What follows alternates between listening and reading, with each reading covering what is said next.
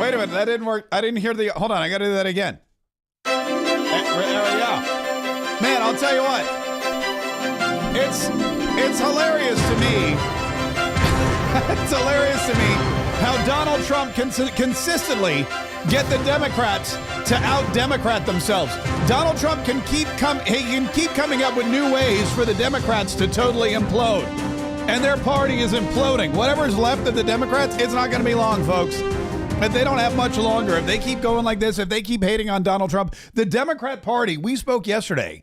I played you that audio clip from, I think it was CNN. CNN had the poll. And they showed that Donald Trump has changed the electorate forever. Donald Trump has changed the electorate for the time. There's more Republicans now than ever. The Republicans have shifted the entire country. The country is mostly red.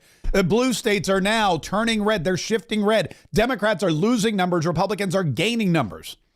Thanks in part to, well, Donald Trump, Scott Presler, Joe Biden, Kamala Harris. All of those people are responsible for the shift away from liberalism and toward conservatism. And they're responsible for the fact that Donald Trump is gaining popularity, even more popularity now that he's been in office for a month and he started to execute his agenda and he started to do everything that he claimed he was going to do. President Donald Trump, a month ago, this is February 20th. It was January 20th when he stood in the vestibule, the rotunda of the Capitol building, and he put his hand on the Bible, sort of, we think, words that's still up in the air. And then he swore the oath of office, and then he gave multiple speeches at various different places around the world. And that was it. And in the last month, he has continued to bring people over to the party. In the last month, Donald Trump hasn't stopped campaigning.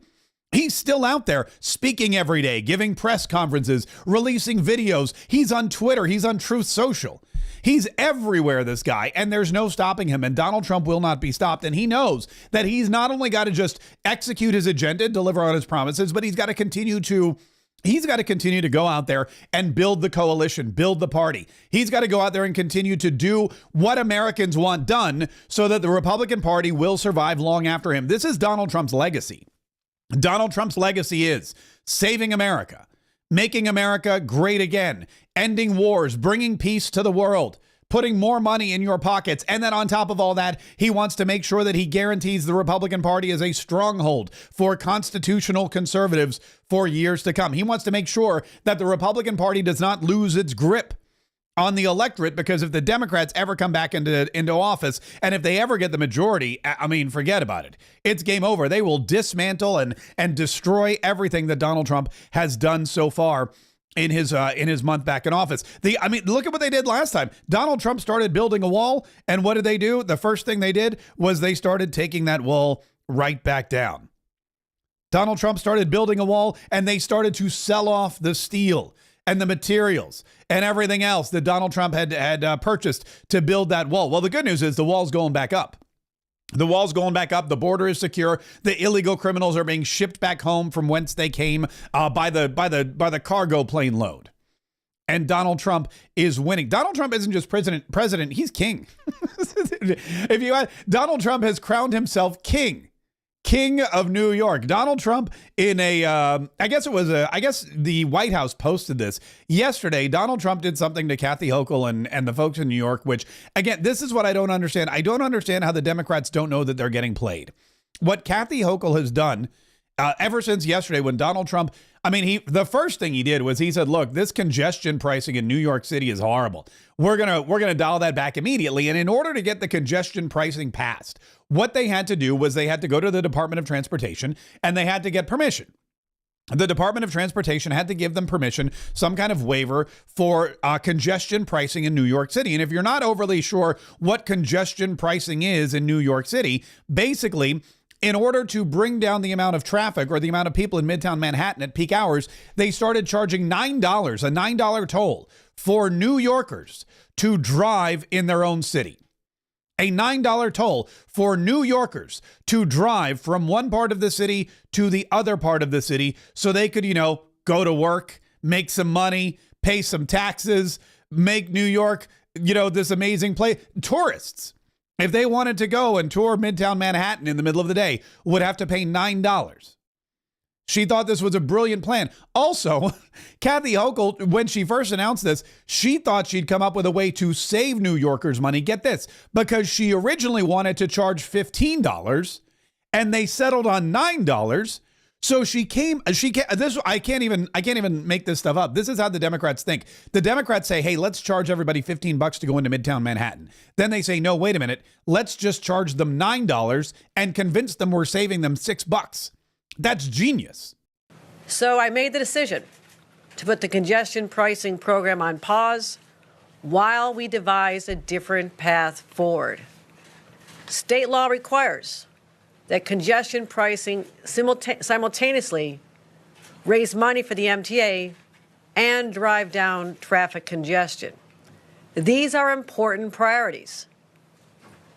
But I believe that no New Yorker should have to pay a penny more than absolutely necessary to achieve these goals. And $15 was too much. And I'm proud to announce we have found a path to fund the MTA, reduce congestion, and keep millions of dollars in the pockets of our commuters. Under this plan, the MTA will implement a congestion pricing plan with a reduced daytime toll of $9 beginning in January. You heard that correctly. It was $15 before, and now it is $9. It was $0 before it was $15. We forgot about that. It went from 0 to 15, came back down to 9, and Kathy Hochul saying, look at all the money we saved you. Donald Trump said, forget that. We're bringing it back down to 0. And he whacked a toll, as the New York Post described. So Donald Trump released this. I guess the White House released this Trump magazine cover that says "Long Live the King," and it burned Kathy Hochul's butt. She did not like the idea of Donald Trump referring to himself as the king. She did not like the idea of Donald Trump coming into New York City and saying this congestion traffic tolling thing is horrible. We're out of it. We're getting rid of it. She was not happy at all. And Donald Trump on Air Force One explained exactly why he got rid of it. He said, look, New York City does not need deterrents for people to go there and visit and work. Supposing you worked in a shoe shop or you worked in a restaurant as a waiter and you have to come into Manhattan and they're taking, many, many dollars out of your pocket. You can't afford to do it. Yeah, and the president there speaking, as you could see, from Air Force One. Yeah, okay, we don't need to hear the. I'll give the commentary here. Yeah, he's like, look, what if you? It's not just big time bankers and Wall Street, traders and doctors and lawyers and things like that. It's not just investment bankers. You've got shoe shine operators. You've got people that work at bodegas. You've got just cab drivers. $9 to drive in and out of your own city is just. It's not even leaving Manhattan. It's just going to a different part of Manhattan. It's really really ridiculous. It's really a ridiculous concept, and one that Donald Trump said we're not gonna have it anymore. We're not gonna deal. We're gonna move on from that. So Kathy Hochul was not happy that Donald Trump called himself a king. At 1:01 p.m. today, the U.S. Department of Transportation emailed us a letter from Secretary Duffy announcing their attempt to end the congestion pricing program in the state of New York. At 1:58 p.m., President Donald Trump tweeted, "Long live the king." I'm here to say New York hasn't labored under a king in over 250 years. And we sure as hell are not going to start now. The streets of this city where battles were fought, we stood up to a king, and we won then. And we will, in case you don't know, New Yorkers, when we're in a fight, we do not back down. Not now, not ever. By the way, I'll give her $9 if she can tell me the name of the king that New Yorkers battled back 250 years ago. I bet she can't. I bet she can't. I bet she doesn't even know what. I bet she doesn't even know that it wasn't even 250 years ago. But I digress. We'll get to that here. We'll get to that here in just a minute. Kathy Hochul is trying to. She's trying to battle back against Donald Trump, and she's doing it in a really weird way. She's now taking Donald Trump and the Department of Transportation to court. She's suing. Yes, You heard me correctly. She's now using taxpayer money to hire lawyers, to go to court, to sue Donald Trump so that she can tax New Yorkers.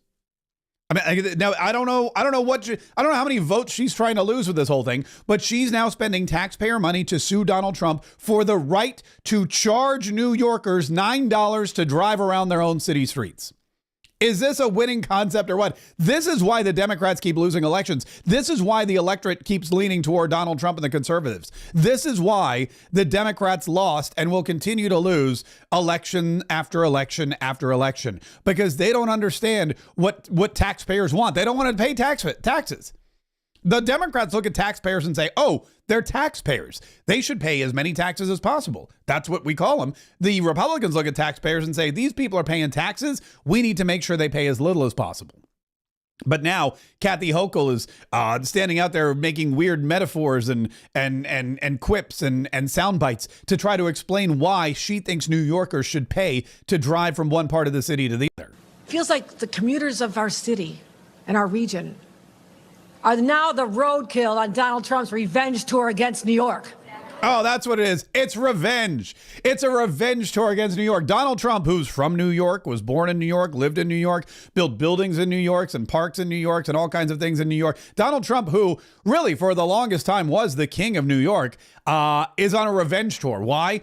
Probably because the Democrats in New York tried to sue him, tried to convict him, did convict him, tried to harass him, tried to dig into his businesses, tried to throw him in jail, tried to take his buildings away. The Democrats tried repeatedly to destroy Donald Trump. He moved. He was like, you know what? Forget you guys. I'm leaving New York. I'm going to go down to Mar-a-Lago. I'm going to hang out in Florida full time with my buddy Ronnie D. I'm going to take all my money down there, and I'm going to tell all my rich friends to come down there too. And you're going to lose a lot of business. And now Kathy Hochul saying the only reason Donald Trump's doing this is for revenge. Revenge? A revenge tour of New York City? It's not at all what it is, but let me play you the rest. Feels like the commuters of our city and our region are now the... I don't know why it's sideways. So we're going to... That's weird. I don't know why it's sideways. Let's try one more time. Maybe it won't be sideways if we do it this way. Feels like no, it's still sideways. All right, so what? What? That is so weird why that happens. I don't know why like the commuters of our city. I guess because Kathy Hochul has turned the entire city sideways. That's why it looks like that. But Sean Duffy sent the letter, and there was a report on exactly. It really makes no sense if you think about it. Kathy Hochul's going to tell you that they need to reduce congestion. Kathy Hochul's going to tell you that they need to save the environment. Kathy Hochul's going to tell you there's a lot of asthmatics in New York City, and the asthmatics in New York City. In fact, that was one of the things she said. There was a little compilation video. I wonder if I still have it. Oh yeah, here it is. Look at this one. At 1:01 p.m. today, the U.S. Department of Transportation emailed us a letter from Secretary Duffy announcing their attempt to end the congestion pricing program in the state of New York. At 1:58 p.m., President Donald Trump tweeted, "Long live the king." I'm here to say New York hasn't labored under a king in over 250 years. You sure as hell are not going to start now. I don't care if you love congestion pricing or hate it. This is an attack on our sovereign identity, our independence from Washington. We are not subservient to a king or anyone else out of Washington. So this is the fight we're in. We're fighting for our residents, our commuters, our riders, our drivers, our emergency personnel. Life has gotten better, even those who have asthma, people with illness. That's who we're fighting for. Okay, so Kathy Hochul wants New Yorkers to know, even if you hated congestion pricing, even if you were cursing her for putting this congestion pricing in place, even if you thought congestion pricing, that's the worst thing in the world, she wants you to know that even if that's you, you should not be happy today. You should be mad because Donald Trump is claiming he's the king of New York, and he's claiming he has sovereignty over you. He's not. He's actually just has sovereignty over the Department of Transportation, and that's where this letter came from. A letter from Transportation Secretary Sean Duffy to New York's governor. They call this congestion pricing plan a slap in the face to working class Americans and suggest the tolling system that is in place here is backwards and unfair. They say the idea that there's no way to enter Midtown Manhattan by car that isn't affected by this tolls makes it unduly burdensome to small businesses and to lower income people who might still have to drive into the city and don't have a choice to not pay these tolls like you would find on any other highway system anywhere in the country. They say they are pulling authority for this system, effective essentially immediately. Now, you won't be surprised to hear there's been significant pushback from the MTA commissioner, from the comptroller of New York State, arguing that this congestion pricing plan, which has been under discussion for about as long as I could remember in New York City, has been through countless environmental reviews and other reviews, was signed off on by the Department of Transportation under the Biden administration, arguing that the Trump folks can't just come in and change their mind. Sean Duffy addresses this in his letter, basically saying, yes, in fact, we can. Absolutely, you can. When you're the Secretary of the Department of Transportation, you can go in and say, oh, this whole thing that was approved by the last administration, we're unapproving it. That's exactly what Joe Biden did. Joe Biden on the first day reversed so many executive orders that Donald Trump put in place to make America better and safer and richer and greater, and didn't think twice about it. Now, all of a sudden, Kathy Hochul's mad. She's all up in arms. She's saying, you can't do that, Donald, you meanie. Wait till the next election. Wait till you see how many more voters vote for Donald Trump in Midtown Manhattan. Wait till you see Manhattan turn bright red. The big red apple is what they're going to call it. Donald Trump, he's not going to stop until the entire country is conservative. He's not going to stop until he's got New York and New Jersey and California. New Jersey residents, by the way, over the moon. Over the moon. New Jersey residents, a lot of them drive into New York City every single day. They're already paying tolls to get into the Lincoln Tunnel. They're already paying tolls to get across the GW Bridge. They're already paying tolls to come from one state to another. And now Kathy Hochul saying not only do you have to do that, but if you're driving downtown, you've got to pay another $9 on top of that. The New Jerseyans are thrilled by this. I imagine there's people in upstate New York who are thrilled by this, who have to commute down to Midtown Manhattan. It is a genius plot by Donald Trump to return common sense thinking to a city that he loves, that he helped build, that he grew up in, that has been taken over by whack job lunatic leftists like Kathy Hochul. Also, she wants to get rid of the mayor, Eric Adams, in New York City because he was obeying the law. I mean, think about this. This is, I don't know. Again, I'm not a Democrat, so I really don't understand. I really don't understand the thought process. But Kathy Hochul, in 1 week, she's moving, or she's made a plan, or she's teased the idea of removing the duly elected mayor of New York City because he upheld the law, because he helped President Donald Trump find criminals, criminal gang members, criminal murderers, criminal rapists, criminal thugs, criminal drug traffickers and human traffickers. He helped Donald Trump find criminals, illegal criminals, and deport them back to the countries that they originally came from. And because of that, Kathy Hochul wants him removed. You have a mayor in New York City who's working with the federal government in tandem to fight crime and keep his citizens safe. And Kathy Hochul, the governor, goes, get him out of here. What are you doing? Why are you protecting your people? Why are you getting rid of the criminal illegals? Don't you know we want them in our hotels? Don't you know we want them living on our streets? Don't you know we want them pooping in our alleyways? Don't you know we want all the extra crime that we can't handle? And now Eric Adams is on the brink of being removed from office because he helped Donald Trump fight crime. That's Kathy Hochul's mentality. And then she files a lawsuit for the right to tax her citizens for driving around the city. It's a really bizarre. I just don't understand these liberals. Thank God I don't. Thank God I don't, because I just don't get it. They're leaking too, by the way. There's a Kristi Noem was on talking about the leaks coming that are endangering ICE. I don't know where they're coming from. I'm not really sure who started it, but Kathy Hochul's going to get, Kristi Noem's going to get to the bottom of it. This whole thing with ICE is another really bizarre thing that I just don't understand. Americans are angry at other Americans for trying to get rid of criminal illegals, not because they're criminals, but because they're illegal. If it were, here's the thing, and this is the weirdest part of this whole story.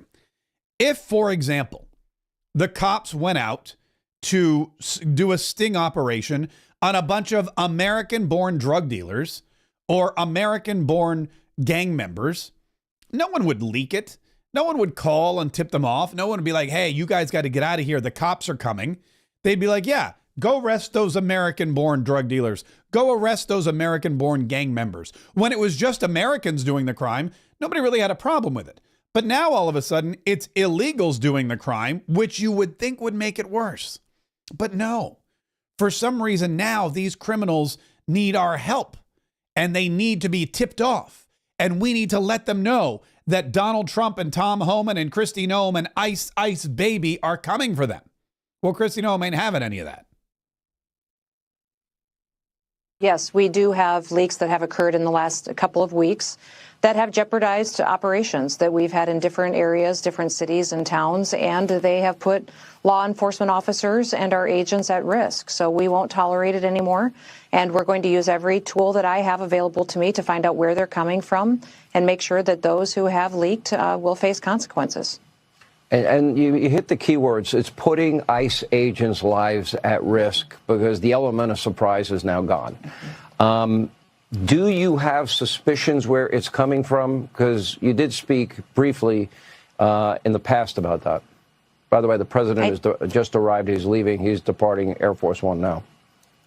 I see that. I'm glad that he's back. But what I would say is that we are in a situation where, yes, I do have suspicions, but I need to be sure and I need to be certain. So we have different tools we can use, and one of those is ensuring that we're using polygraphs to look at all of our employees, all of our people involved in these operations, to make sure that they are telling the truth on what they have done in the past that may have jeopardized some of our operations. That the Department of Homeland Security is a national security agency. It's a law enforcement agency. So this is one of the authorities that I have, and I'm going to use it to make sure that we find those who have done this nefarious activity and that it will no longer be tolerated. By the way, how long do you think it takes her to do her hair in the morning? Again, I'm curious. That's a lot of hair. That's a lot of hair that Kristi Noem has. And she's up like at the crack of dawn on these ICE raids. She's doing TV. I don't know how much time she must not even sleep. She must not sleep because she's got all that hair to take care of. But what we're starting to see here is we're starting to see the Democrats fighting back in any way that they can. And one of the ways they can fight back is by leaking information, which again puts more American lives at risk. So if you're risking American lives in favor of non-American criminal lives, I mean, you've got to be the worst person. There's very few people in the world that are worse than that. You're turning your back on that's treasonous to me. You have Americans who have sworn an oath to uphold the law and fight the criminals and do whatever and put their lives on the line to make sure that everyone else in the United States of America is safe. There's people out there doing that right now, and you are working with their enemy, foreign nationals who've invaded our country, committed crimes, and you're helping them evade the police. So that's the word. That's the lowest. That's the lowest of the low. Luckily, we've got some good people in place that are fighting it. And one of them is Kristi Noem. Another one is Kash Patel, who at 1:45 Eastern time today, Kash Patel, where is he? There he is going to be confirmed as the head of the FBI. And Kash Patel being confirmed as head of the FBI is glorious. It's a great thing for the United States of America. It's a great thing for the FBI. It's a bad thing for anybody who is a corrupt deep state operative in the American government, in any Bureau of Investigation, in the DOJ. You're all done for. He's that enemies list he claimed he didn't have. I'm pretty sure he's got it. And I'm pretty sure he's ready to go down the list one by one by one. But what we're going to see with Kash Patel is you're going to see certain people immediately resign, get fired, be investigated. You're going to see all of a sudden the weapon is, there's going to be a house cleaning, and it's going to start, if he's confirmed by 2, this house cleaning is going to start about 3 o'clock today. He's going to be pulling an all-nighter. He's going to be right over there at the J. Edgar Hoover building. He's going to be moving into his office, and then he's going to be calling people in one by one, interviewing them, interrogating them, making sure that they are people he can trust. And if they're not, they're going to be unemployed. They're going to be doged. And the Democrats know this. And a lot of these people are Democrats themselves. A lot of these people are Democrats who, think about this. Joe Biden sent the FBI via Merrick Garland to retaliate against Donald Trump, to investigate Donald Trump, to raid his home at Mar-a-Lago and search through his wife's underwear drawer for documents they knew full well were not there. FBI agents were used by the DOJ, by Joe Biden and Merrick Garland to go and spy on Catholics who were celebrating a Latin mass because they felt that they were religious extremists. The FBI agents were used by the DOJ and Merrick Garland and Joe Biden to intimidate parents at meetings, at school board meetings, because the parents didn't like the DE&I efforts and the mask wearing and all the other BS woke crap. And they were standing up at these meetings in droves. And so the FBI was sent to intimidate them, to get them to shut up.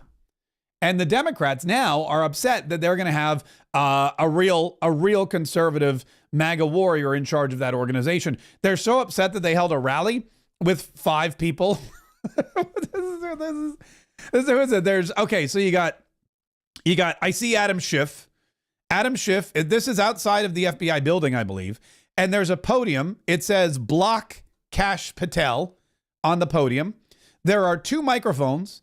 There's 5 senators, it looks like, and nobody else. Literally nobody else there. There's nobody else there. There's 5. Chris Coons, I see from Delaware, is there. And it is, it's very embarrassing for the Democrats that only 5 people showed up to block Kash Patel. That doesn't bode well. It means that Kash Patel, like I said, he's going to sail through. It's going to be a bloodbath for the Democrats and the Democrat Party. And I, for one, am all here for it. And this is exactly what this is exactly what we need. This is exactly what we expected. This is exactly what we were glad we got with President Donald Trump and J.D. Vance, who, by the way, spoke at CPAC today. I'm going to bring you some of that here in just a minute. But first, I'd like to remind you to subscribe to this channel if you haven't already. If you're not yet a subscriber, now's your chance. Now's the time. Now's when you hit that button and say, oh, I like this stuff. I want more of it. Subscribe. Set the notifications. Make sure that if it's the podcast that you're listening to, make sure you subscribe to the podcast so we can deliver it to you every single day automatically. You don't have to wait. You just get on your phone, you get in your car, you plug in your phone, whatever it is. Just go to, it's going to be right there waiting for you if you subscribe. Also, don't forget to leave a review on iTunes because every Tuesday we read reviews and we'd love to read a review from you, especially if it's a positive review. If it's something along the lines of, wow, best podcast ever. We would 100%. We definitely want something like that. J.D. Vance. The other day, Elon Musk tweeted something about J.D. Vance. He basically insinuated that J.D. Vance is going to be our next president, and it looks like he gave him an endorsement. So Elon Musk, looking ahead, because that's what Elon Musk does, already looking ahead to 2028, seems to have thrown his weight, and I imagine his hundreds of billions of dollars behind J.D. Vance to be the next president of the United States of America. And J.D. Vance, look, he's unproven. He was a senator for like a heartbeat, and then he became vice president, and he's done a very good job. I mean, a very good job. But he's still got a lot of room to grow. He's got a lot of land to traverse, and he's got to build up a coalition because he is going to come up against a lot of challenges in 2028. It's not just going to be his for the taking. I imagine if he does a good job, Donald Trump will rally in his favor. But, Don Jr., I hear, is also interested in potentially being president. I'm sure Vivek Ramaswamy is interested in maybe making another run for it, unless, of course, he's content to be governor of Ohio for a while. I'm sure Chris Christie will dust off his, large double extra large suit and go back out on the campaign trail. Whatever, there's going to be a bunch of people and they're all going to think that it's their time. Ron DeSantis probably. So J.D. Vance is out there and he's trying to do his best. And he was at CPAC and he was talking about a message to young people. I guess my message to young people generally is we're trying to make your life better. And that is the simple thrust of President Trump's policy is we want you to be able to buy a home. We want you to be able to work a good job. We want you to be able to raise your kids, like I said, according to the values that you believe in. And we want you to be able to build a nice life in this country that all of us love. That is what we're trying to do. And, you guys more than anybody, more than me, I'm talking about people under the age of 30 in particular, you guys are going to have to deal with the consequences of good policy or of bad policy for much longer than the rest of us. And I want you guys to think about the future and ask yourself, do you want safe communities? Do you want a prosperous life? Do you want to be able to work a good job? Or do you want that job shipped off to China or somewhere else? We're fighting for you every single day. We want you to help fight for us because we've got to win. Not just the policy battles of the next couple of months. We've got to win the midterm elections in a couple of years. We need you. We recognize that we need you, and we're fighting for you every single day. And I think, you asked me, my message to young men is I think that our culture sends a message to young men that you should suppress every masculine urge. You should try to cast aside your family. You should try to suppress what makes you a young man in the first place. And I think that my message to young men is don't allow this broken culture to send you a message that you're a bad person because you're a man, because you like to tell a joke, because you like to have a beer with your friends, or because you're competitive. It's...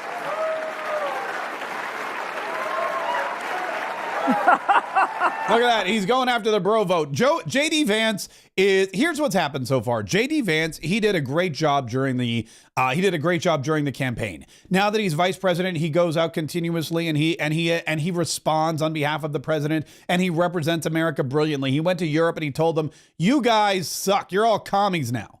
You used to be a freedom-loving people, but now we have nothing in common because we're for free speech and you guys are a bunch of fascists." He made that one guy in Germany literally cry. He made a German official cry on stage after he gave a speech. German official was like, "I don't know what the United States, I don't recognize it." And then he went and locked up a bunch of people for posting some memes. That's what J.D. Vance did. J.D. Vance went on CBS, Face the Nation, and coined the term, "I don't really care, Margaret," which is all we'll think about every Sunday morning when we watch Margaret Brennan get destroyed by another Republican politician. And now he's out there saying, "Yo, bros, you don't have to suppress your testosterone fueled desires. You don't have to suppress your juvenile humor. You don't have to not go out and drink beer and play pool and all that other stuff." Although I know a lot of kids now don't drink. They like to, they don't drink. They work out like fiends and they trade crypto all day. Whatever works. Whatever works for you, kids. Just remember that you're going to want to elect people like J.D. Vance who are going to allow you to continue to do that. Because, as J.D. Vance points out, we've got to rebuild civilization. And we need a strong coalition of American voters, of liberty-loving, freedom-defending, patriotic American voters to do that. We cannot rebuild Western civilization. We cannot rebuild the United States of America or Europe by letting millions and millions of unvetted illegal migrants come into our country. It has to stop. Thank God it stopped here, but it's got to stop there. And a related issue, Mercedes, is you can't just stop it. You have to allow European peoples, and of course the American people too, to raise issues about it. Right. You have to allow free speech to debate this stuff. You have to stop doing things to the populations of the world. You've got to give the populations of the world the opportunity to speak up and say, no more of this BS. We want to, yeah, and then it got cut off. But that's basically what, look, J.D. Vance is out, he's campaigning. He knows he's campaigning every single day. And as vice president, it's really interesting because he doesn't have a lot of stuff that he needs to do. Donald Trump has done something really interesting. He has created a cabinet of people who are multitaskers. And, there was a lot of talk. There was a lot of talk beforehand. Is Scott Bessent going to be Secretary of the Treasury, or is Howard Lutnick going to be Secretary of the Treasury? Who's going to be Commerce Secretary? And Howard Lutnick really wanted to be Secretary of the Treasury, but he ended up being Commerce Secretary. And Scott Bessent really wanted to be Treasury Secretary, and he got the job. And then there was all the, who's going to be transportation? What are we going to do with Marco Rubio? What, interior? What we're learning is that Donald Trump didn't pick these individuals, much like every other president before him.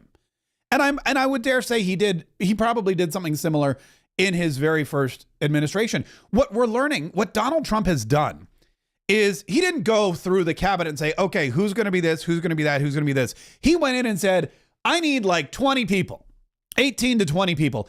I need 20 of the best people I can figure out. And I need to figure out who the top 20 are. And I want to work with them every single day. And once we figure out who those 20 smart, intelligent, effective, hardworking, visionary, negotiating individuals are, once we figure out the top 20 people that we know are going to save America, then we'll just plug them in wherever we need to. And that's exactly what we're starting to see.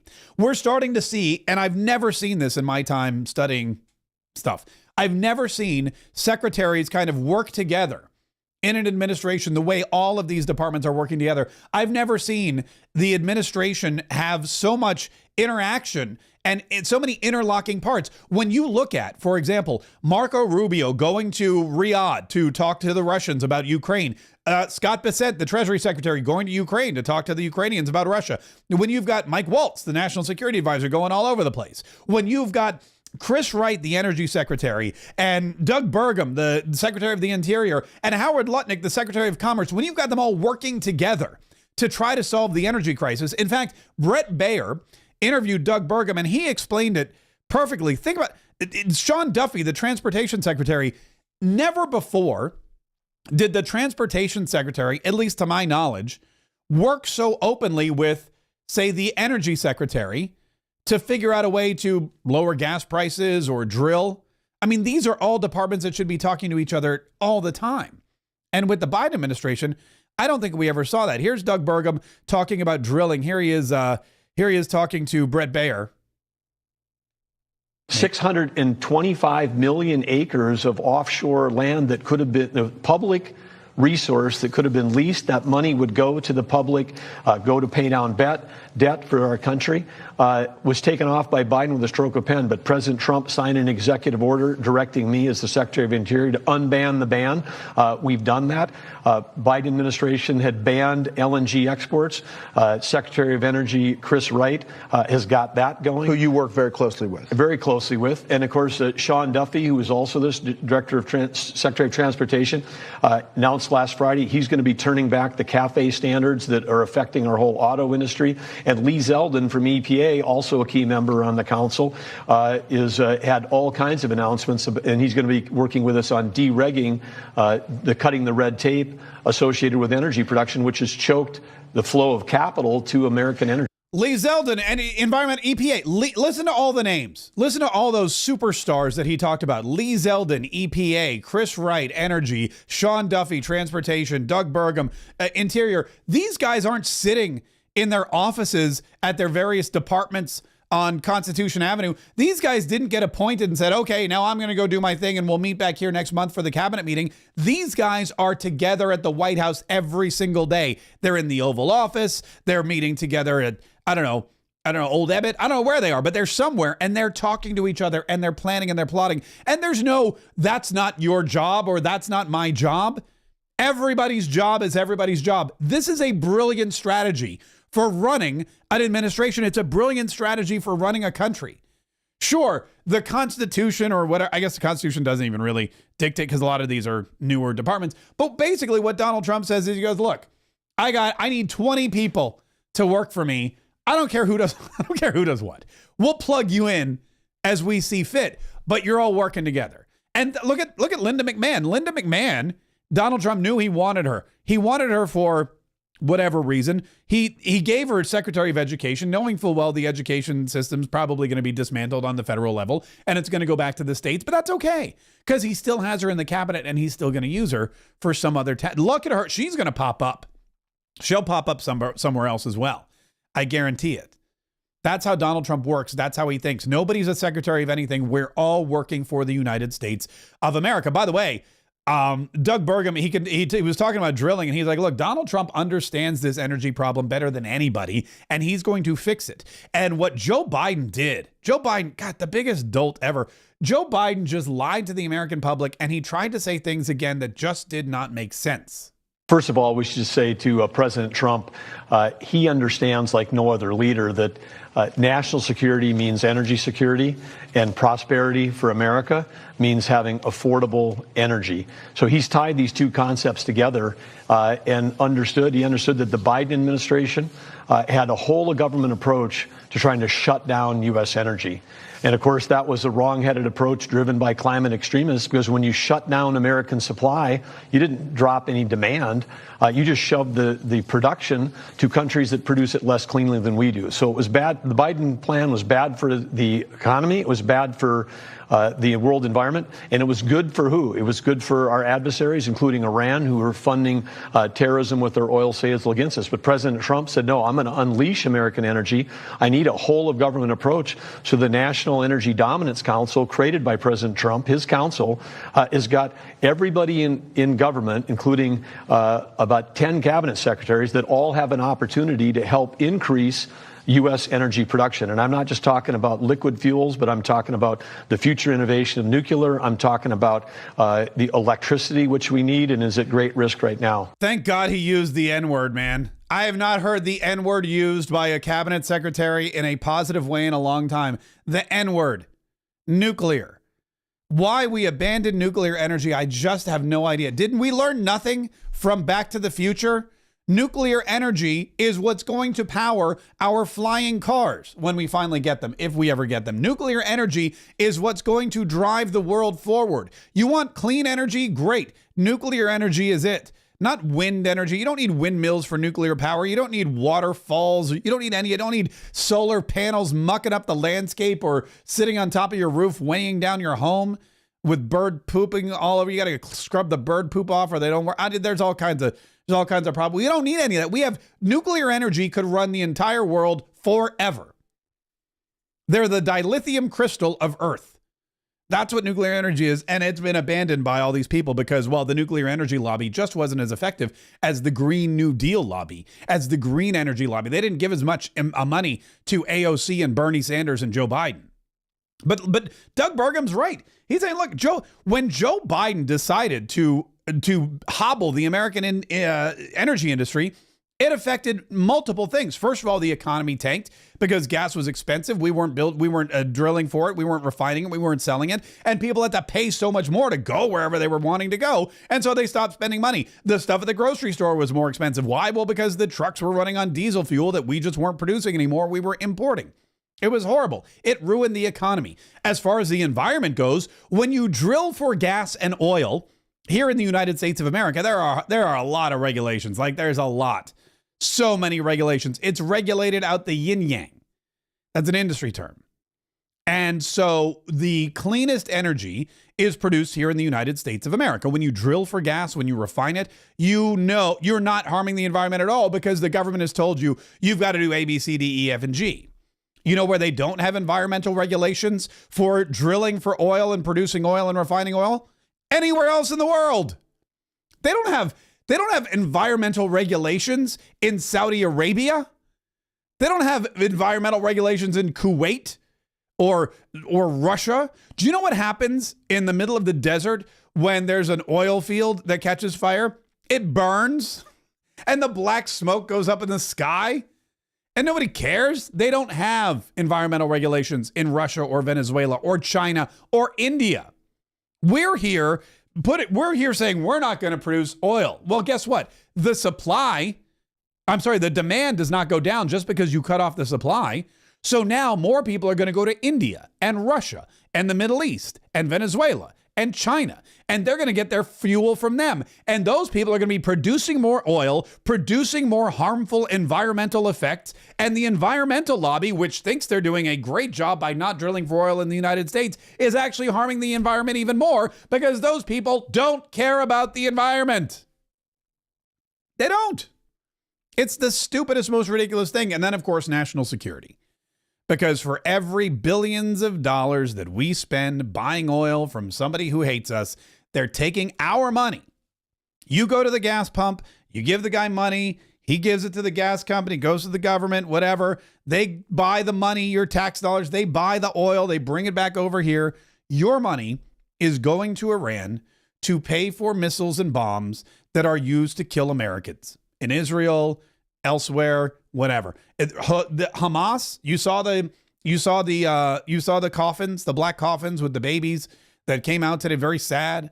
All the hostages they took, the ones that came back alive, the ones that didn't, the ones who were killed on October 7th, 2 years ago. All of those people were funded with basically American oil money because Joe Biden is an idiot. Just the biggest tool, whoever. He made us less safe. He helped us fund these terrorist activities in these foreign lands. He made the environment more polluted and gross, and he destroyed our economy. It's just unheard of. So now Donald Trump has a coalition, an energy council of including 10 cabinet secretaries, and they're going to fix the problem, and they're going to make America truly great again. It's really, it really is. It's exciting and it's invigorating and it's inspiring and it's frustrating and it's angering and it just makes me, I get so mad I want to throw something, but at the same time, I'm so excited that we're turning everything around. We're righting the ship. We're turning it around. But at the same time, I look back and go, why did it even happen in the first place? Why? But you can't live in the past. You can't live in the past and you just have to be. In fact, let me share some advice with you. There was a couple of pieces of advice. One from Donald Trump, who spoke in Miami yesterday and shared the best piece of advice he ever got from his father. And one from J.D. Vance, who shared the best piece of advice Mrs. Vance ever gave him.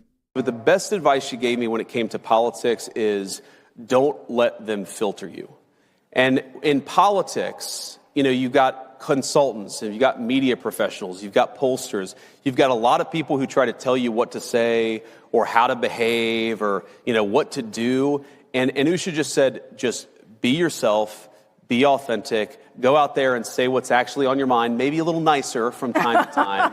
But I think that's the best advice that she gave me. And that's why we take our kids everywhere. And that's why I'm not afraid to make a joke on social media, even if it's sometimes a dad joke. I forgive me, all of you who don't like dad jokes, but you just got to be yourself. Yeah. And I think that's President Trump's superpower in American politics. And that's probably the best advice Usha ever gave me, at least on politics. By the way, I'm the same way. When I run for Congress, I'm going to be myself.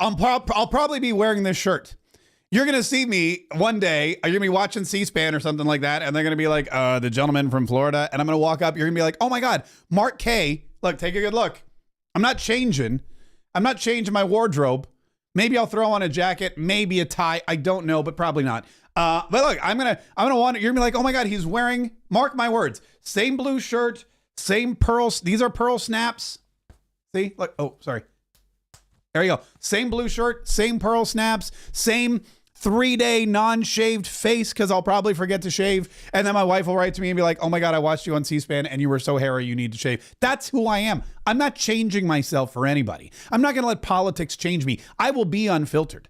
You will see me on Twitter making jokes, joking back and forth with my buddy Cat Turd, saying inappropriate things. This podcast will continue to be this podcast where I will continue to call Joe Biden an idiot and stupid and a tool. This podcast will continue to be a podcast where I will play clips of my fellow Congress people when I feel like they're acting stupid.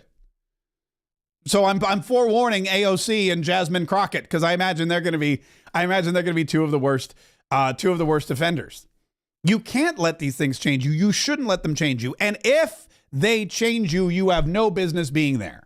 John Rutherford, if you go to Congress and say, we need patriots in Congress who are going to fight for the people and not take advantage of the system for their own well-being, and then you get to Congress and 4 years later you've made $5 million somehow, you've let politics change you. You've let the consultants, you've let the lobbyists, you've let everybody change you. You can't do that.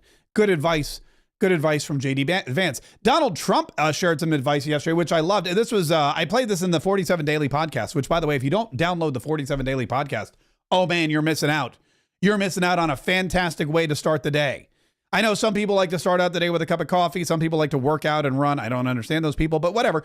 Teach their own. A lot of people have started their day now with the 47 Daily Podcast because it brings you all the headlines, everything you need to know, the tidbits of info that are most important about what Donald Trump is doing to affect your life and save this country and work for the betterment of your family. And this morning, I talked all about the advice he got from his father, which he shared in Miami yesterday. Well, I think it was watching my father. You know, my father was a very hard worker, and he just worked hard. And he was very smart. He had good genetics. His brother was the longest-serving professor in the history of MIT, Dr. John Trump. And my father was every bit as smart. But my father had to work. He was older, and he put his brother through school. In fact, he once said, boy, I put him through so much school. He had 3 different degrees. And they asked him to stay on at MIT. But my father was the same ilk. And I noticed that my father was a happy man. And what he did is he worked. He just worked all the time. He worked. And he loved it. And really, I think the best piece of advice I got from that is you have to love what you do. And if you love what you do, you're going to have a happy life. If you don't, I mean, I see so many people, they're in businesses that they don't want to be in. They're in businesses that, you know, they're bored in or they're not good at. They don't have a natural ability at it. There is such a thing as natural ability, whether it's sports or acting or anything else. I mean, some people have an ability for something. Try and find that ability. But you have to love what you do. If you love what you do, you're going to be, at least you have a good chance of being successful. That's exactly right. You have to love what you do. You have to love what you do. If you're in a business that you don't like, if you're a business you don't understand, if you're not naturally talented at it, if you wake up every day and you despise what you're doing the wrong thing. If you wake up every day and you go, man, I love my job. You are fulfilling God's desire for you. You are working towards God's plan. Look, there are days when I wake up and I go, am I doing what I'm supposed to? Like, I'm sitting in this studio. I'm sitting right here at Mar-a-Lago. Oh, wait a minute. Hold on. The press briefing is beginning and there's some important visitors. Hang on. Let me pull this up real quick. We're going to dip into the press briefing for just a second featuring Caroline Levitt because I see Mike Waltz is there and I see that Jason Miller is there. And Riley Act into law, which ensures ICE will detain illegal aliens. All right, this seems like it could be important. Let's listen in for just a second. Or violence. As of today, the Senate has already confirmed 18 cabinet-level nominees, which is more than at this point under the Obama administration in 2009, and more than double the pace of the Biden administration in 2021. And today, we expect Kash Patel to be confirmed as the next director of the FBI. We are proud to announce that the president will host his first official cabinet meeting here at the White House next Wednesday, February 26th. In just 4 weeks, President Trump has already hosted the leaders of Israel, Japan, Jordan, and India. And next Monday, the president will host France's President Emmanuel Macron. And on Thursday, the UK Prime Minister Keir Starmer will visit the White House as well. As you all know, over the past month, the president has taken questions from the press, all of you, nearly every single day, sometimes on multiple different occasions in the same day, on any topic any of you wish to talk about. President Trump set the tone on this approach immediately when he took more than 12 times the questions in his first few hours in office, as Joe Biden did in his entire first week. Yesterday, we hosted a local media row here at the White House with television and radio stations from across the country that reached up to 60 million viewers and listeners. In our ongoing pursuit of transparency on this 1 month celebration, I am thrilled to bring 3 of my colleagues and our policy experts here at the White House to further recap this incredible first month of accomplishments in greater detail. We have Deputy Chief of Staff for Policy and Homeland Security Advisor Stephen Miller, the Director of the National Economic Council, Kevin Hassett, and our National Security Advisor, Mike Waltz. I will hand it over to them. They will deliver brief remarks on the accomplishments of this administration in the first month, and then we will open it up to Q&A. When we open up the Q&A portion, I do ask for the sake of efficiency in this room that you direct your question to the principal you seek an answer from, and I will call on you in this room. But first, I will let them roll through their remarks, and first up, I'll turn it over to Stephen Miller. This is exciting. Look at this. We got impromptu remarks from Stephen Miller and Mike Waltz and Kevin Hassett. And I want to just thank you all for joining today, our 1 month celebration. Wow, this is the exciting. Most historic opening to a presidency in American history. Hear, hear. No president comes close to what Donald Trump has achieved over just the last 30 days. He's got a shiny head, by the way, shinier than mine. 8 years of transformative action, restoring this nation, restoring our laws, restoring fairness, restoring economic opportunity, restoring national security in just 1 month. No one in this country has ever seen anything like it. Yeah. And when you look at the consequentiality and the significance and the transformative That's right. nature of the actions he's taking, it truly defies description. For example, in just one area, this nation has been plagued and crippled by illegal discrimination, diversity, equity, and inclusion policies. It's strangled our economy. It has undermined public safety. It has made every aspect of life more difficult, more painful, and less safe. He has ended all DEI across the federal government. He has terminated all federal workers involved in promulgating these unlawful policies. He has ended diversity, equity, and inclusion in all federal contracting. He has restored merit as the cornerstone of all federal policy, restored the full, fair, impartial enforcement of our federal civil rights laws for the first time in generations. And he has cracked down on individuals across this government and nonprofits who have engaged in illegal racial discrimination against the American people. This includes making clear to every educational institution in this country that ending diversity, equity, and inclusion, ending unlawful race discrimination is a precondition of receiving federal funds.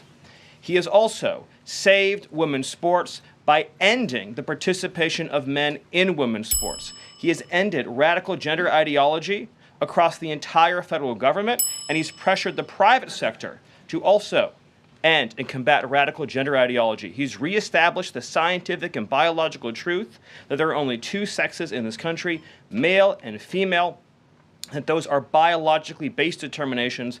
They are not based and can never be based on gender identity. That includes rooting out of the Department of Defense all. As you can tell, Stephen Miller is not capable of making brief statements. He speaks. He knows a lot, and there's a lot of stuff to cover. But anyway, here we go. Exclusively on readiness, preparedness, and lethality. As I'm sure Kevin will talk about more, of course, he has undertaken a historic cost-cutting effort across the federal government, launching the first ever Department of Government Efficiency, uncovering corruption on a scale that we never thought imaginable. I love how he goes, Kevin's going to talk about this, but let me talk about it first. To be engaged in the corruption and theft and the waste of taxpayer dollars, and already saving $50 billion in a single year, which over a 10-year period would be $500 billion. That's a lot of money. Just think about how vast and enormous that sum is. Of course, as you all know, he has renamed the Gulf of Mexico to its correct and proper name, the Gulf of America. He has renamed Mount Denali into Mount McKinley, part of a historic effort to restore patriotism and national pride all across this land. He has ended the weaponization of the federal government, restored the Department of Justice to its true mission of combating threats to this nation and keeping the American people safe. He has ended all federal censorship of free speech. This has been one of the greatest crises that has plagued this nation. Years and years and years of the federal government violating the First Amendment to take away Americans' right of free speech. President Trump has ended that, and he has demanded that all federal workers, all law enforcement, cease any effort to intimidate the rights of Americans or to police their speech. He has also restored the death penalty at the Department of Justice, including for illegal aliens who commit murder, including for those who murder cops, and including for all of those who threaten Americans with heinous acts of violence. This Q&A is going to be hopping, by the way. I don't know how long it's going to take, but we may have to stick with this because this Q&A is going to be hopping. Safe once again. On the public health front, he has launched the nation's first ever commission, the MAHA Commission, Make America Healthy Again, following the historic confirmation of RFK Jr., to finally uncover the true root causes of the public health crisis in this country, the childhood disease epidemic in this country, the spiraling rates of pediatric cancer, and devastating childhood sickness. He has finally created a situation where the federal health agencies in this country will be focused on preventing disease, on keeping children from getting sick in the first place, not sentencing them to a lifetime in and out of hospitals, suffering needlessly, when we can find ways to prevent this epidemic of illness. Then, of course, on Homeland Security. Today, it is officially the law of the land, at the conclusion of the congressional notification process, that 6 Mexican cartels and 2 transnational gangs, Tren de Aragua, or TDA, and MS-13, so 8 organizations in total, are now formally designated as foreign terrorist organizations, which means that every single member of those organizations who operates on U.S. soil is now, as a legal matter, a terrorist, and they will be treated as terrorists. This is a sea change in U.S. policy. And this means the Department of Justice and the Department of Homeland Security, along with the rest of U.S. law enforcement and the Department of Defense, are now operating in a legal reality where these cartels are recognized as terrorists. And there will be a whole of government effort to remove these terrorists from our soil and to degrade their ability to threaten or undermine any American security or sovereignty interests. Border crossings, since the day he took office, are down 95%. I think it's almost impossible to even describe the scale and scope of that achievement. President Trump, within days of taking office, cut border crossings 95%. And those few who have dared to cross are being either prosecuted or deported. They're either facing significant jail time for trafficking, smuggling, harboring, aiding, impeding, or they're being immediately removed from our soil. Either way, at the end of the process, they are going home. He's re-implemented Remain in Mexico, and he has obtained historic cooperation from foreign countries all around the world in accepting their deportees back. And he has used the United States military to fully seal the southern border with a historic deployment of both active duty and National Guard troops, resumed the building of infrastructure, he has opened up Guantanamo Bay, and he's using military aircraft to carry out deportations all across this country.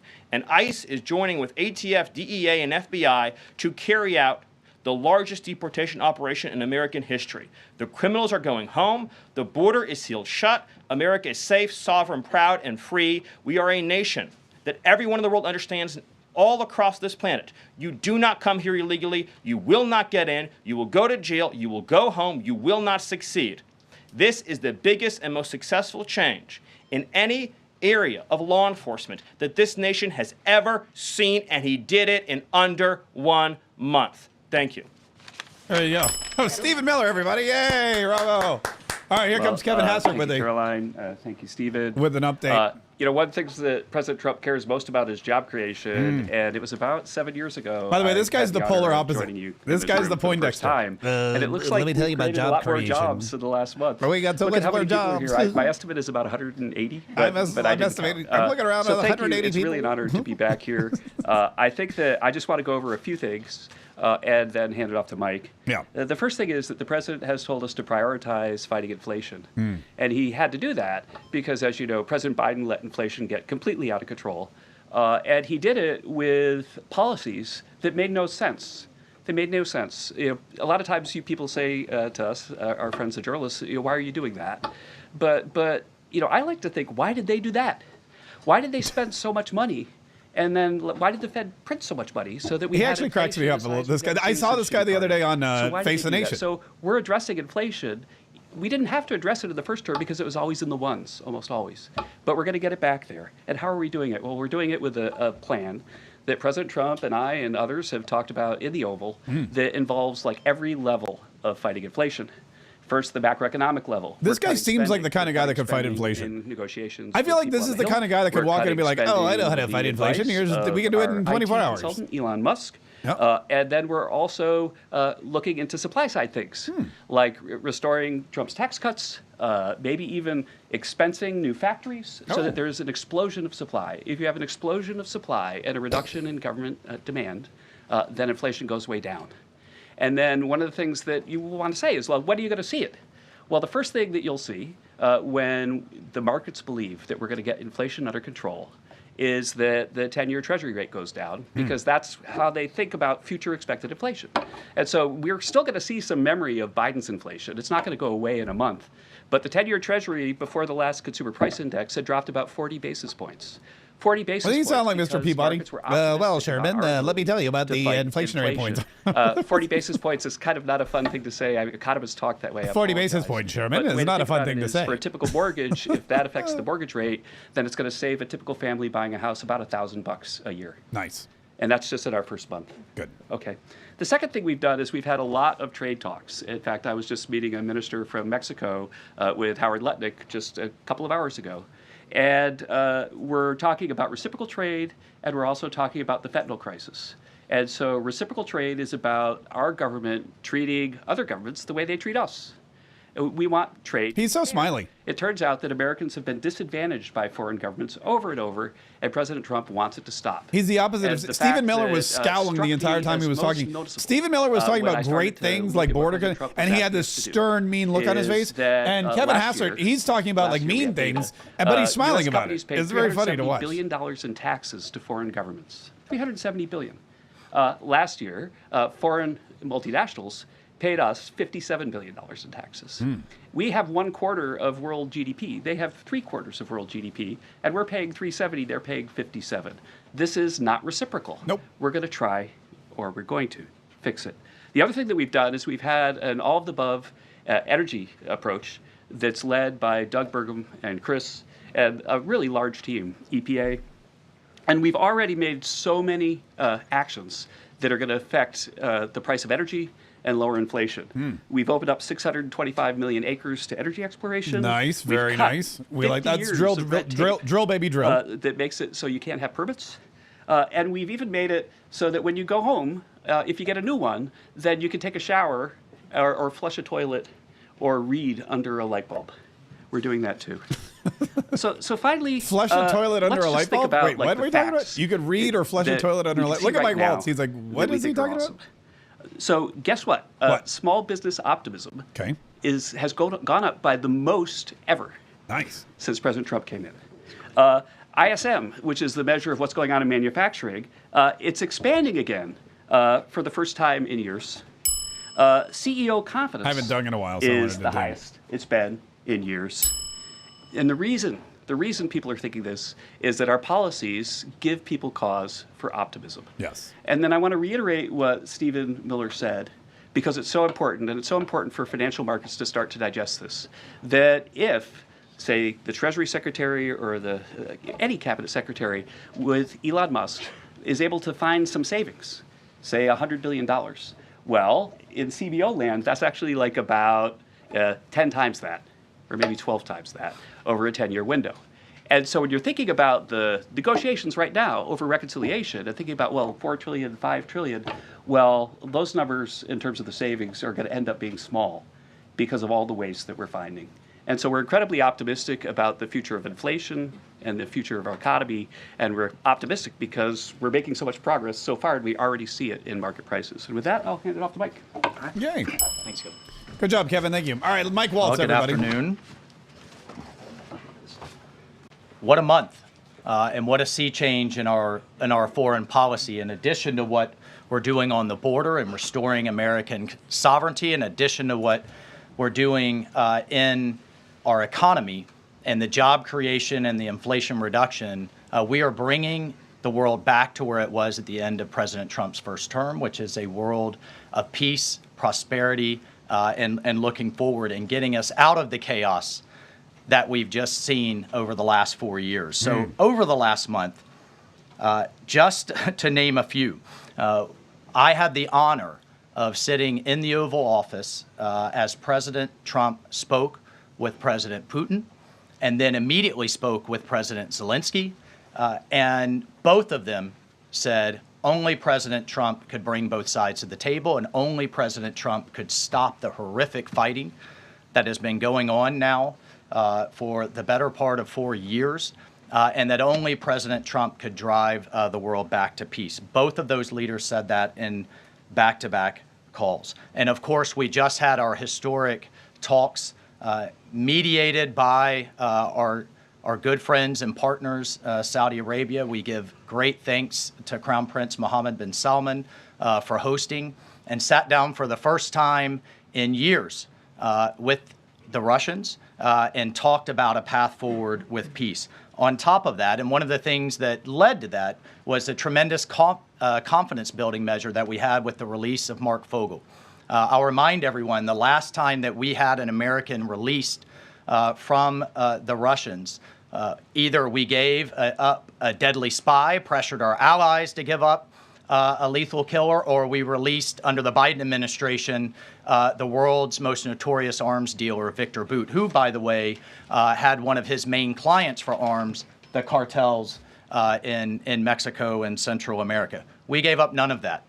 This was released as a confidence-building measure, working with our great Middle East envoy, Steve Witkoff, and our Secretary of State as a first step towards opening these talks. He doesn't name check Marco Rubio. Moving forward Our towards envoy, peace. Steve On top of Witkoff, that, and our we've Secretary of secured, State, who just shall in a remain month, nameless, the return of 12 American hostages. 12. From Russia, Checks from out. Bulgaria, from Venezuela, the Taliban, and Hamas. Excuse me, that's from Belarus, not Bulgaria. We also had, for the first time in quite some time, Bulgaria had hostages? What? we took out a senior leader of ISIS, an international financier and recruiter that the military had been trying to take out for quite some time. Yeah. And wasn't able to do so, frankly, because of a bureaucratic approval process. Oh, stupid bureaucratic President Trump said take him out, and that ISIS financier and leader is no longer on this earth. Yeah. We've also Good call. taken action to eliminate other terrorist organizations in the Middle East. We drove before. By the way, I know president he's was rough even and in tumble, office. and he's He talking about started like taking talking out terrorists and consequences for drone people striking that would hold financiers and stuff like that. But the last time I saw Mike Waltz, he was eating an ice cream cone in my studio, and he accidentally threw it into the mail bin. Maybe you get a better deal. Okay, that wasn't No the more. last time I saw him. I There's guess I saw him now at the nothing but downside I saw him at the for convention. taking Americans illegally, either as hostages or illegal detainees. And when President Trump sent a very clear message across the Middle East, but particularly to Hamas, that there would be all hell to pay, we suddenly saw a breakthrough. And now we just saw the release of yet another group of hostages. There have been dozens now, including 2 Americans that we've seen once again reunited with their families. As part of the talks with King Abdullah, he offered, and I think the entire world is graciously accepted, to take 2,000 sick children, cancer patients, and others out of Gaza. That's nice. As a humanitarian gesture. 2,000 Gazans will come out of that hellhole that it is, that wasteland gazillion. that Gaza is right now, with unexploded ordnance, with debris everywhere, with Like no a- sewage, there's like a with no water. gazillion people coming out of And President Gaza. Trump has put forward a plan That's to not deal even with funny. the practical That wasn't even reality, funny, Mark. that is 1.8 million Gazans now truly Gazing. suffering. And then, just to bring it back to our own hemisphere, Oh, yeah, bring it we've on back. seen literally in the last month, after years of national security experts, the generals in charge, and others testifying and ringing the alarm bells about the Chinese Communist Party's presence in our own hemisphere, particularly in the Panama Canal. We're seeing the leadership of Panama step away from the Belt and Road program, move away from China and back towards the United States, and even enter into talks and other negotiations about addressing the ports on either side of the canal. And then finally, last but not least, we've had 4 world leaders in the Which White is a House, lot, in by the Oval way, for a Office. month. We've had the To Prime have Minister 4 of Japan, the Prime Minister of India, the King of Jordan, and of course the Prime Minister of Israel. That's Just a in the lot last of world 4 weeks, leaders, and by the next way. week we'll have the Prime Minister of the United Kingdom, and we'll have the President of France, Macron. So President Trump is on what we call Trump warp speed. We are all honored to be really serving under his leadership and his vision, and truly, when we all say, and the president himself says he is a president of peace. He is a president focused on restoring stability. I think the entire world saw what the world will look like without strong American leadership in the last 4 years. And it's truly been an honor to get us back to where we were and back on track under President Trump's leadership. Thank you, Mike. Thank you. All right, look at that. Good Thank you, job, everybody. I'm Yay. sure you're very eager to ask questions of these very smart By the way, who- people do they- working very hard on behalf of Is the there president. an alternate media guest? We do have somebody in our new media seat Yeah, the new today. media seat. Who is it? We have John Stoll, who is the head of news at X, As you all know, you're all on X. It's home to hundreds of millions of users. Come on. A large contingent of Elon's independent guy? journalists and news organizations across geographies and political spectrums. And at the same time, X remains the go-to platform for many legacy news outlets. feel like- And I know, as I mentioned, many of the reporters in this room use X to attract eyeballs Come to on, your I don't work. feel like Prior you to need the joining X reporter. John The X spent 2 reporter could decades get in on with the journalism, president at any time. You need to give up the new several media years as an editor seats. at the Wall Street Journal. We got we are excited we to got have little him in the people briefing here room that today. need that John, seat. we'll let you kick it off. And as I said at the top, please direct your question All right. to the individual All right, John, up let's see what here you come who up you'd with. like an This answer better be from. a good question. John, why don't you begin? Better be a good question. I am sitting in for a thriving ecosystem of journalists, independent and emerging news organizations who do depend on X for publicity, for a business model. And so I look forward to seeing many of them in this seat in months and years to come. I also thank you, Caroline, for opening this seat up to new media. It really is a testament not only to your open-mindedness, but also to innovation, that you'd actually think about, folks that are not traditionally credentialed to be in this room, and not only have a question, but also to witness. This is a very important intersection ask the question of power and the free press. Mm-hmm. And so just the ability to witness this and be part of it, it brings everybody's game up. So thank you for that. I think this is from Mike Waltz. My question is about Ukraine. Sure. For about more than 10 years, I've been fascinated, like many, with what's going on. Was in Northern Europe, working out of the Baltics when Crimea was annexed, and was a lot of this came on Twitter. The platform used to be known as Twitter. Was a lot of European leaders would talk about their disappointment and solidarity with Ukraine. But when it came to actually doing something, it felt like they were passing a hot potato and sent it over the Atlantic. I wonder how much of what we're seeing right now out of the administration and President Trump is a call to Europe and the European leaders and the allies that we've traditionally had to pick up that hot potato and start doing something a little bit more concrete to win and preserve the peace in Ukraine.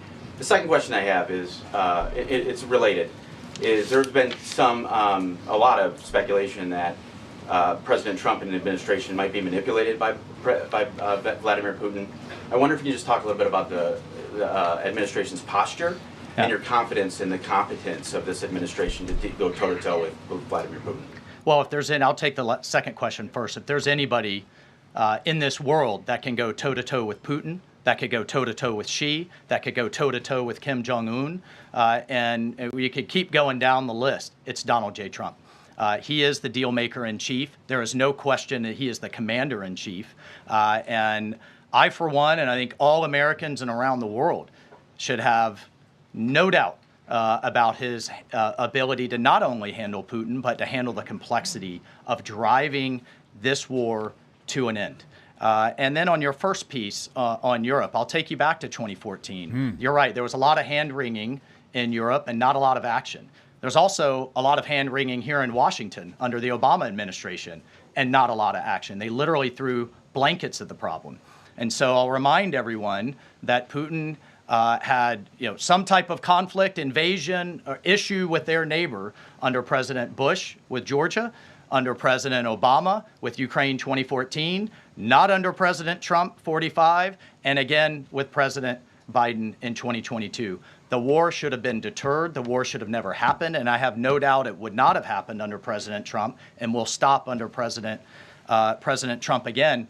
But I just want to push back on this notion of our European allies not being consulted as we've entered into this process. I already mentioned the immediate phone call President Trump made to President Zelensky. He has talked to President Macron of France repeatedly last week. President Macron convened European leaders and then is coming here on Monday. Prime Minister Starmer is coming next Thursday. Oh, Keir Starmer's coming? I've That's talked going to be a to fun every one. one of my national security advisor counterparts across the spectrum in Europe. I've talked to Secretary General Rutte, the leader of NATO, the Secretary General of NATO. We have repeatedly, oh, by the way, we had half our cabinet, 7 cabinet officials, including the vice president, at the Munich Security Conference. That is true. All engaging, all listening, and all making sure our allies are heard. However, we've also made it clear for years, decades even, that it is unacceptable that the United States and the United States taxpayer continues to bear the burden, not only of the cost of the war in Ukraine, but of the defense of Europe. We fully support our NATO allies. We fully support the Article 5 commitment. But it's time for our European allies to step up. And one of the things that Secretary General Rutte said on our call was, this last couple of weeks have been a real wake-up call. And I asked him, what have you been missing the last couple of years? The fact that we are going to enter into a NATO summit this June with a third of our NATO allies still not meeting the 2% minimum, a commitment they made a decade ago, literally a decade ago, with a war on their doorstep, the largest war that they're all extremely concerned about, but yet it's, well, somebody else needs to pay. We've got other domestic priorities. It's unacceptable. President Trump's made that clear. And the minimum needs to be met. We need to be at 100% in this June at the NATO summit. And then let's talk about exceeding it, which is what President Trump has been talking about with 5% of GDP. Europe needs to step up for their own defense as a partner, and we can be friends and allies and have those tough conversations. Great. Peter. Good answer, Mike. Good answer. Mike Waltz, everybody. Oh, Peter. Oh, Stephen, a question for Stephen Miller about Doge. So Stephen, we're hearing about these Doge dividend checks that would be 20% back to taxpayers, 20% to pay down the debt. 60% is left. Who gets that? Well, the way that it works is when you achieve savings, you can either return it to taxpayers, you can return it to our debtors, or it can be cycled into next year's budget, and then it just lowers the overall baseline for next year. So in other words, you can just transfer it into the next fiscal window and then lower the overall spending level. And that means that you can achieve a permanent savings that way, and that reduces the deficit. And when is it that people might see those checks? Well, this is all going to be worked on through the reconciliation process with Congress that's going underway right now. As you've seen, the Senate's moving a bill, the House is moving a bill. The President has great confidence in both chambers to deliver on his priorities. I would just take this opportunity to note that President Trump has made a historic commitment to the working class of this country to fight for major tax relief and major price relief. And cutting spending, as Doge is doing, and cutting taxes is the key to delivering on both of those promises, and President Trump is resolutely committed to doing both. Thank you. And on Ukraine, I guess this is for Mike. Sure. Nobody has a question for Kevin. Post on Truth Social yesterday. Need to know, who does he think is more responsible for the Russian invasion of Ukraine, Putin or Zelensky? Well, look, his goal, Peter, is to bring this war to an end, period. And there has been ongoing fighting on both sides. It is World War I style trench warfare. His frustration with President Zelensky is that you've heard is multifold. One, there needs to be a deep appreciation for what the American people, what the American taxpayer, what President Trump did in his first term. Yeah, there's a lack and what we've done since. So some of the rhetoric coming out of Kyiv, frankly, and insults to President Trump were unacceptable. Number one. Number two, our own Secretary of Treasury personally made the trip to offer the Ukrainians what can only be described as a historic opportunity. That is for America to co-invest with Ukraine in their minerals, in their resources, to truly grow the pie. So case in point, there's a foundry that processes aluminum in Ukraine. It's been damaged. It's not at its current capacity. If that is restored, it would account for America's entire imports of aluminum for an entire year. That one foundry. There are tremendous resources there. Not only is that long-term security for Ukraine, not only do we help them grow the pie with investments, but we do have an obligation to the American taxpayer in helping them to recoup the hundreds of billions 100%. That have occurred. So, rather than enter into some constructive conversations about a little pain in the butt, what that deal should be going forward, we got a lot of rhetoric in the media that was incredibly unfortunate. And I could just tell you, Peter, as a veteran, as somebody who's been in combat, this war is horrific. And I think we've lost sight of that, of the literally thousands of people that are dying a day, families that are going without the next generation. And I find it kind of frankly ridiculous. So many people in Washington that were just pounding the table for a ceasefire in Gaza are suddenly aghast that the president would demand one and both sides come to the table when it comes to Ukraine, a war that has been arguably it's a great point. Far it's a greater very good point, Mike Waltz. In scope and scale, and far more dangerous in terms of global escalation to U.S. security. And I do have one for Caroline. Does President Trump have a bet with Trudeau about this USA-Canada hockey game tonight? And when there is a big hockey game on, is the president watching for the goals or for the fights?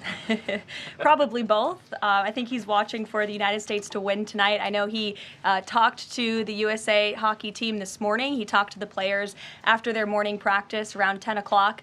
And I also spoke to some folks from that team after. They were jubilant over President Trump's comments to the team. I believe they're going to put out a video of that call. So he looks forward to watching the game tonight, and we look forward to the United States beating our soon-to-be 51st state, Canada. What is it? I think they're playing for second place, right? Can you give us a readout of Kellogg's meeting with Zelensky that just wrapped up, and in particular? Yeah, I think they're playing for third place because I know they lost to the Swedes, and I don't know what happens. But anyway, listen, I'm going to have to wrap up the podcast. That was exciting. That was exciting commentary we got from our buddy Mike Waltz. He did a great job with the questions. Stephen Miller was great too. Nobody apparently cares about Kevin Hassert. Nobody wants to see. I feel bad. If I were there, if I were in the new media seat, I'd be like, you know what? I feel bad, Kevin. Let me just throw you a bone. Talk about money. I mean, just give me some money, something that I can write about, or I can take back to the podcast. Listen, this was so much fun. We've got a lot going on today. At 4 o'clock, we have in our Kayetriot, in the Aces community, I'm going to be doing a live stream for Aces members only, and that's going to be all about getting attention. You know, attention is the new currency. We're in an attention economy. Attention is how you sell stuff, and attention is how you grow podcasts, and attention is how you get elected president or elected to any position. So if you have a lack of anything in your life, whether it's a lack of financial support, whether it's a lack of money, whether it's a lack of stability, whether it's a lack of security, odds are you have a lack of attention on whatever it is you need people or want people to pay attention to. So what I'm going to be doing is I'm going to be doing an entire hour-long live stream, which I'm very proud about, in the Aces group, and there's a link below where you can go and you can log on and you can join us, and we would love to have you. We would love to have you as part of that. Also, we do want to thank, of course, our sponsor, Colonial Metals Group. We're offering you a free gold guide, the free gold guide for Colonial Metals Group, where you can secure your financial future with gold right now. All you do is you go to freegoldguide.com/KAYE. That's my personal link. And you know it's my personal link because look, there I am.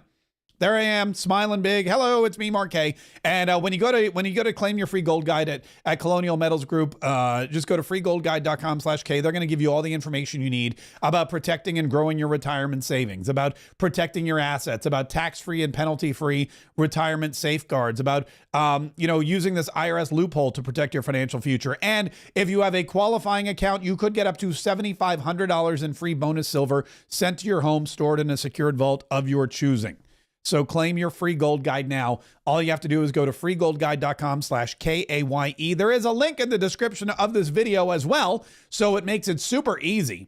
To find. And we're also going to talk to our buddy, Paul Stone, who's the CEO of Colonial Metals Group. We're going to talk to him before too long because he's a great guy and he's got some great information. All right, listen, so before we go to the after party, I have something exciting in the after party today. If you're not a member of the Kayetriot Club, you're going to want to become a member of the Kayetriot Club. It's $10 a month. It's like literally nothing.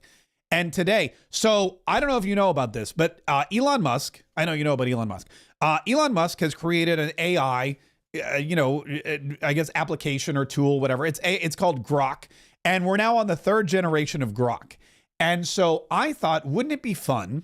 Because Grok, this third generation of Grok, it's the number one in the App Store. Everybody's talking about it. Apparently, it makes the best photos. It has like a great spaghetti recipe. I don't know. There's all kinds of stuff. Grok is supposedly amazing, right? That's the whole word on the street. So I thought, you know what would be kind of cool? I wonder if Grok could do a podcast. So what I did, I was very proud of. Oh, you know what? Shoot. I don't know if I'm going to be able to play it. All right. Anyway, what I did was I figured it out. What I did was I created a podcast using just Grok. And I'm going to play that in the Kayetriot Club. So if you'd like to join now. Go to Kayetriots.com, subscribe, become a supporter, and the after party will begin here in just a minute. Everyone else, please subscribe. Make sure you like, make sure you set the notifications, and make sure you're telling whatever podcast platform you're on, whatever video system you're watching us on, wherever you happen to be. Tell them, I love Mark Kaye Saves the Republic. I want more of it. I want to stay informed. I want to stay inspired. I want to stay enlightened. I want all the information and entertainment I can get whenever I can get it, because you're going to need it. Because as you can see, there's still a lot to do. There's a lot going on in the world. There's a lot going on right here at home. We do still have enemies. We are still in a battle. We are still fighting. And we still need everybody's help to save the Republic. All right, the after party starts in 3 minutes. Should start in 3 minutes. What is going on?